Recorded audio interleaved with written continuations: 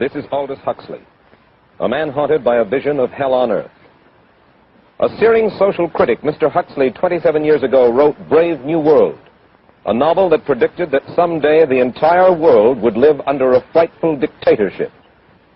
Today, Mr. Huxley says that his fictional world of horror is probably just around the corner for all of us. We'll find out why in a moment. The Mike Wallace Interview, presented by the American Broadcasting Company in association with the Fund for the Republic, brings you a special television series discussing the problems of survival and freedom in America. Good evening, I'm Mike Wallace. Tonight's guest, Aldous Huxley, is a man of letters, as disturbing as he is distinguished. Born in England, now a resident of California, Mr. Huxley has written some of the most electric novels in social criticism of this century. He's just finished a series of essays called Enemies of Freedom, in which he outlines and defines some of the threats to our freedom in the United States. And Mr. Huxley, right off the bat, let me ask you this. As you see it, who and what are the enemies of freedom here in the United States? Well, I don't think you can say who in the United States. I don't think there are any sinister persons deliberately trying to rob people of their freedom. But I do think, first of all, that there are a number of impersonal forces which are pushing in the direction of less and less freedom. And I also think that there are a number of technological devices which anybody who wishes to use can use to accelerate this process of going away from freedom, of imposing control. Well, what are these forces and these devices, Mr. Huxley? I should say that there are two main impersonal forces. The first of them is not exceedingly important in the United States at the present time, though very important in other countries. This is the force which in general terms can be called overpopulation, the mounting pressure of population pressing upon existing resources. This, of course, is an extraordinary thing. Something is happening which has never happened in the world's history before. I mean, let's just take a simple fact that between the time of the birth of Christ and the landing of the Mayflower, the population of the Earth doubled. It rose from 250 million to probably 500 million. Today, the population of the Earth is rising at such a rate that it will double in half a century. Well, why should overpopulation work to diminish our freedoms?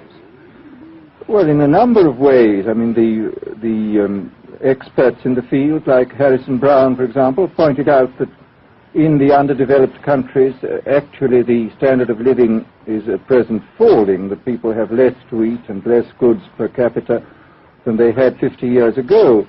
And as the position of these countries, the economic position, becomes more and more precarious, obviously the central government has to take over more and more responsibility for keeping the ship of state on an even keel. And then, of course, you're likely to get social unrest under such conditions, with again an intervention of the central government. So I think one sees here a pattern which seems to be pushing very strongly towards a totalitarian regime. And unfortunately, as in all these underdeveloped countries, the only highly organized political party is the Communist Party, it looks rather as though they will be the heirs to this unfortunate process, that they will step into the position of power. Well, then, ironically enough, one of the greatest forces against communism in the world, the Catholic Church, according to your thesis, would seem to be pushing us directly into the hands of the communists because they are against birth control. Well, I think this strange paradox probably is true. There is it's an extraordinary situation, actually. I mean, one has to look at it, of course, from a biological point of view. The whole essence of biological life on Earth is a question of balance, and what we have done is to practice death control in a most intensive manner without balancing this with the birth control at the other end. Consequently, the birth rates remain as high as they were, and death rates have fallen substantially. All right, then. So much for the time being, anyway, for overpopulation. Another force that is diminishing our freedoms. Well, another force which I think is very strongly operative in this country is the force of what may be called over-organization. As technology becomes more and more complicated, it becomes necessary to have more and more elaborate organizations, more hierarchical organizations. And incidentally, the advance of technology has been accompanied by an advance in the science of organization. It's now possible to make organizations on a larger scale than was ever possible before. And so that you have more and more people living their lives out as subordinates in these hierarchical systems controlled by bureaucracies, either the bureaucracies of big business or the bureaucracies of big government. Mm-hmm. Mm-hmm. Now, the devices that you were talking about, are there specific devices or methods of communication which diminish our freedoms in addition to overpopulation and over-organization? Well, there are certainly devices which can be used in this way. I mean, let us take, after all, a piece of very recent and very painful history is the propaganda used by Hitler, which was incredibly effective. I mean, what were Hitler's methods? Hitler used terror on the one kind, brute force on the one hand, but he also used a very efficient form of propaganda, which he was using every modern device at that time. He didn't have TV, but he had the radio, which he used to the fullest extent, mm-hmm. and was able to impose his will on an immense mass of people. I mean, the Germans were a highly educated people. Well, we're aware of all this, but how do you equate Hitler's use of propaganda with the way that propaganda, if you will, is used, let us say, here in the United States? Are you suggesting that there is a parallel? Needless to say, it's not being used in this way now, but the point is, it seems to me, that there are methods at present available, methods superior in some respects to Hitler's method, which could be used in a bad situation. I mean, what I feel very strongly is that we mustn't be caught by surprise by our own advancing technology. This has happened again and again in history. Technology has advanced, and this changes social conditions.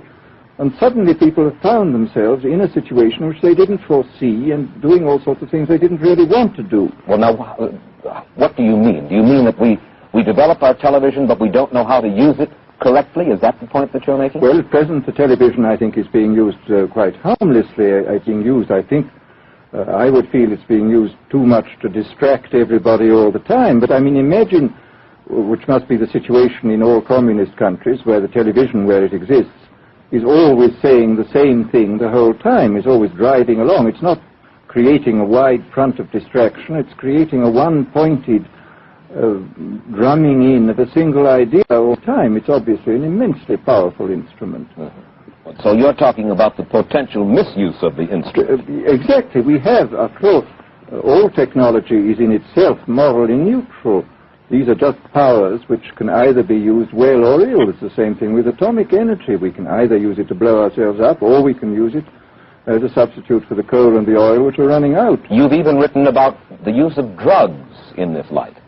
Well, now, this is a very interesting subject. I mean, in this book that you mentioned, this book of mine, Brave New World, I postulated a substance called soma, which was a very versatile drug. It would make people feel happy in small doses. It would make them see visions in medium doses, and it would send them to sleep in large doses.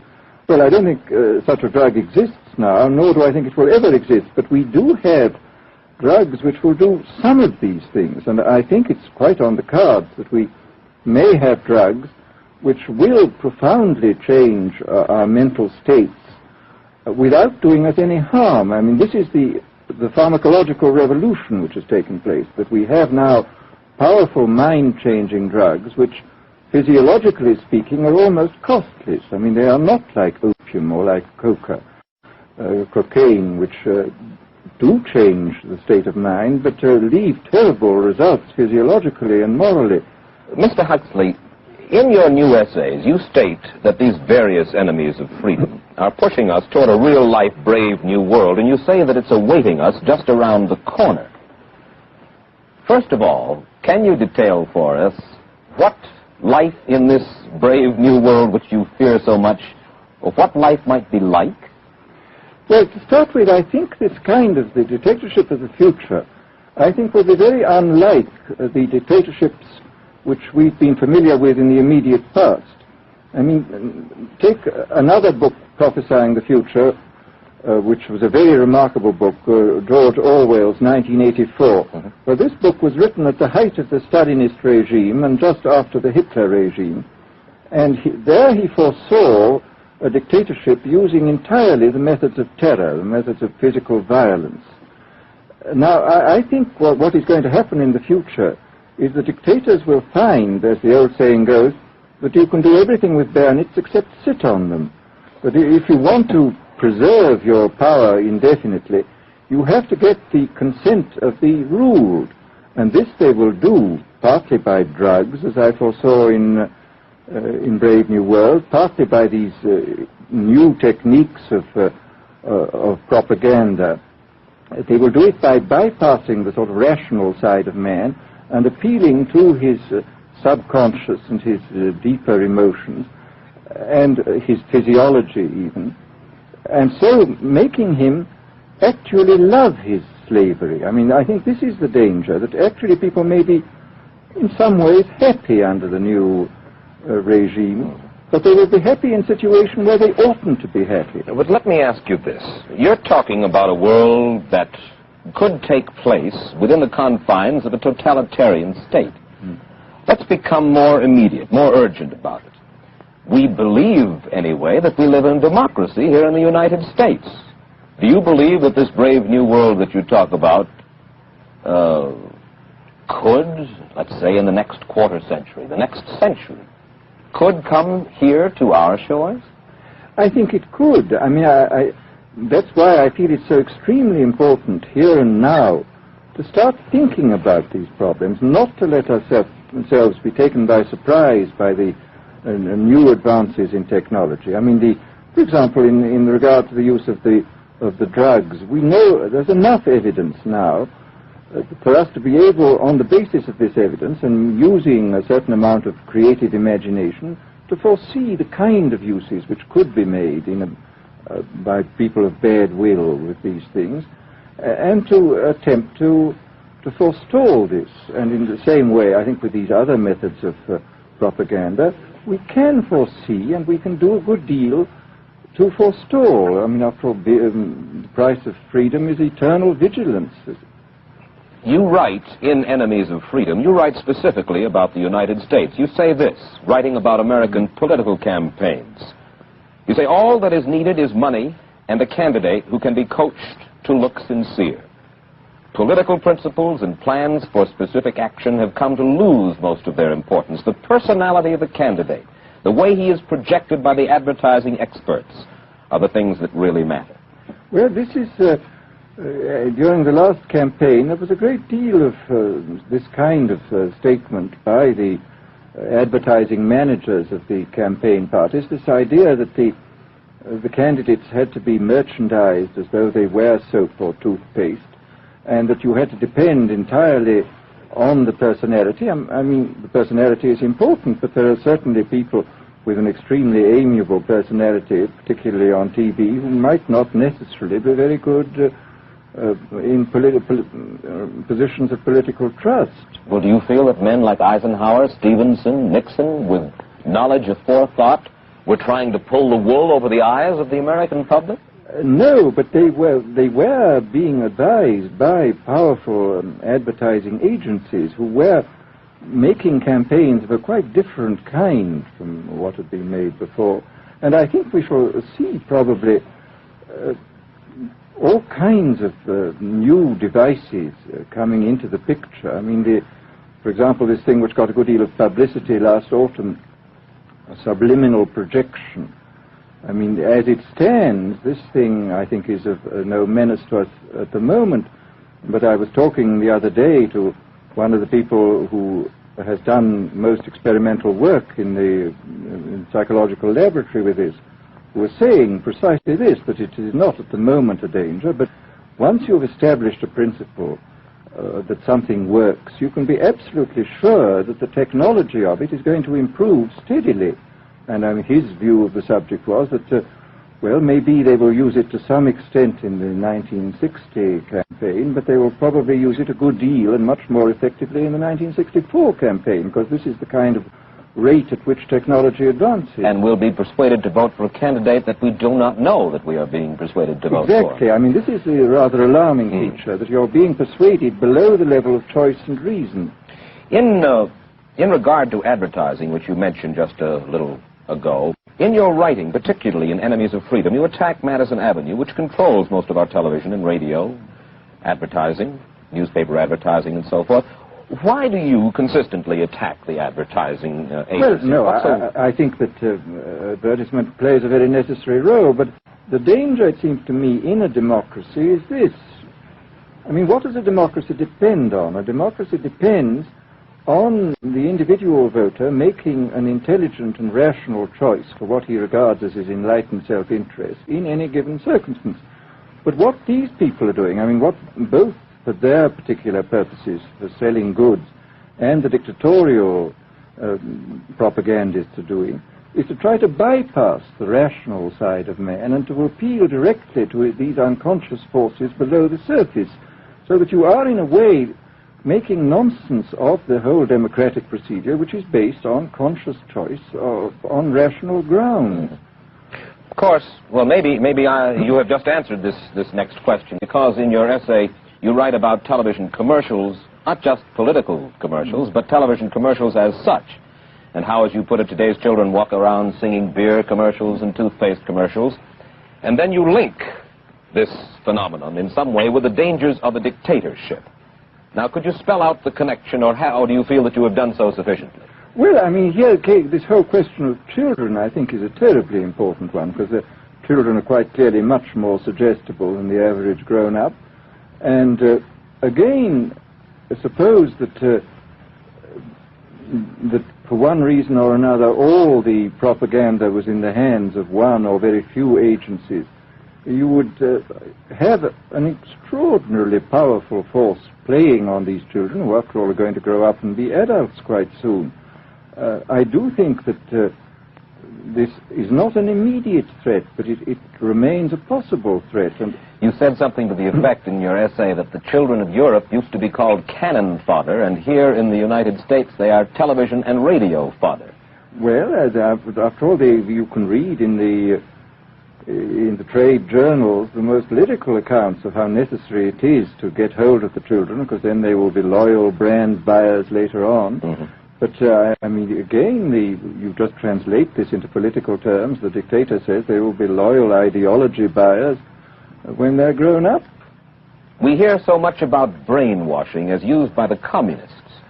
Do you see any brainwashing other than that which we've just been talking about that is used here in the United States? Other forms of brainwashing? Not in the form that has been used in China and in Russia, because this is essentially the application of propaganda methods, the most violent kind, to individuals. It's not a shotgun method like the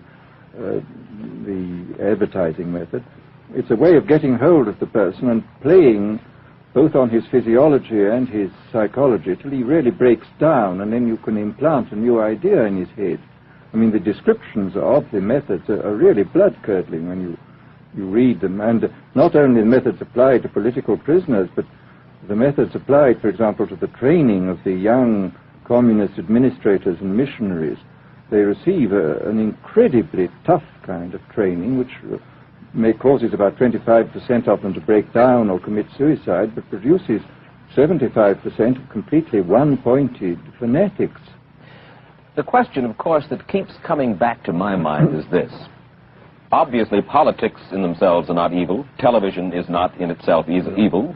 Atomic energy is not evil. And yet you seem to fear that it will be used in an evil way. Why is it that the right people will not, in your estimation, use them?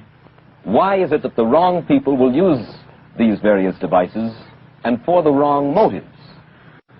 Well, I think one of the reasons is that these are all instruments for obtaining power, and obviously the passion for power is one of the most moving passions that exist in man, and after all, all democracies are based on the proposition that power is very dangerous and that it's extremely important not to let any one man or any one small group have too much power for too long a time. After what are the British and American constitutions except devices for limiting power? And all these new devices are extremely efficient instruments for the imposition of power by small groups over larger masses. Well, you ask this question yourself in Enemies of Freedom. I'll put your own question back to you. You ask this: in an age of accelerating overpopulation, of accelerating overorganization, and ever more efficient means of mass communication, how can we preserve the integrity and reassert the value of the human individual? You put the question. Now here's your chance to answer it, Mr. Huxley. Well, this is obviously, first of all, it's a question of education. I think it's terribly important to insist on individual values. I mean, there is a tendency, as you probably read a book by White, The Organization Man. It's a very interesting, valuable book, I think, where he speaks about the new type of group morality, group ethic, which speaks about the group as though the group was somehow more important than the individual. But this seems, as far as I'm concerned, to be in contradiction with what we know about the genetical makeup of human beings, that every human being is unique. And it is, of course, on this genetical basis that the whole idea of the value of freedom is based. And I think it's extremely important for us to stress this in all our educational life. And I would say it's also very important to teach people to be on their guard against the sort of verbal booby traps into which they're always being led, to analyze the kind of things that are said to them. Well, I think there is this whole educational side, and I think there are many more things that one could do to strengthen people and to make them more aware of what was being done. You're a prophet of decentralization. Well, yes, if this is feasible. It's one of the tragedies, it seems to me. I mean, many people have been talking about the importance of decentralization in order to give back to the voter a sense of direct power. I mean, the voter in an enormous electorate feels quite impotent, and his vote seems to count for nothing.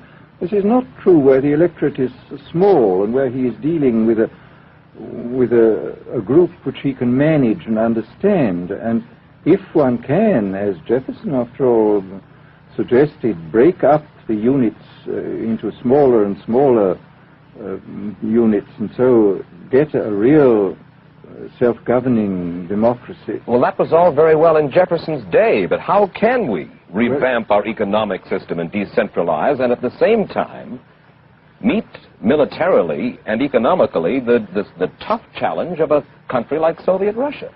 Well, I think the answer to that is that there are, it seems to me that the production, industrial production, is of two kinds. I mean, there are some kinds of industrial production which obviously need the most tremendously high centralization, like the making of automobiles, for example. But there are many other kinds where you could decentralize quite easily and probably quite economically, and that you would then have this kind of decentralized life. After all, you begin to see it now if you travel through the South, this decentralized textile industry which is springing up there. Mr. Huxley, let me ask you this, quite seriously. Is freedom necessary? As far as I'm concerned, it is, yes. Why? Is it necessary for a productive society?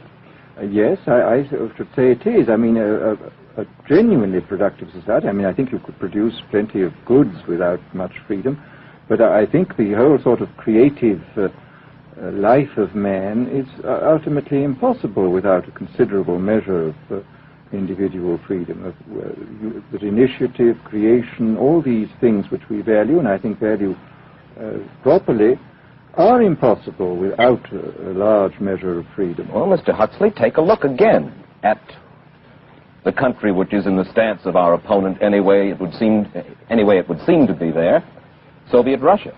It is strong and getting stronger economically, militarily. At the same time, it's developing its art forms pretty well. It seems not unnecessarily to squelch the creative urge among its people, and yet it is not a free society. It's not a free society, but here is something very interesting, that those members of the society, like the scientists who are doing the creative work, are given far more freedom than anybody else. I mean, it's a privileged aristocratic society in which, provided that they don't poke their noses into political affairs, these people are given a great deal of prestige, a considerable amount of freedom, and a lot of money. I mean, this is a very interesting fact about the new Soviet regime, and I think what we're going to see is a people on the whole with very little freedom, but with an oligarchy on top enjoying a considerable measure of freedom and a very high standard of living. And the people down below, the epsilons down below, enjoying very little. And you think that that kind of situation can long endure? I think it can certainly endure much longer than a situation in which everybody is kept down. Because, I mean, they can certainly get their technological and scientific results on such a basis. Well, the next time that I talk to you then, perhaps we should investigate further the possibility of the establishment of that kind of a society, where the drones work for the queen bees up above. Well, but yes, but I must say I still believe in democracy. If we can make the best of the creative activities of the people on top, plus those of the people on the bottom, so much the better. Mr. Huxley, I surely thank you for spending this half hour with us, and I wish you Godspeed, sir. Thank you. Aldous Huxley finds himself these days in a peculiar and disturbing position. A quarter of a century after prophesying an authoritarian state in which people were reduced to ciphers, he can point at Soviet Russia and say, "I told you so." The crucial question, as he sees it now, is whether the so-called free world is shortly going to give Mr. Huxley the further dubious satisfaction of saying the same thing about us. Stay tuned for a preview of next week's interview. Till then, Mike Wallace, good night.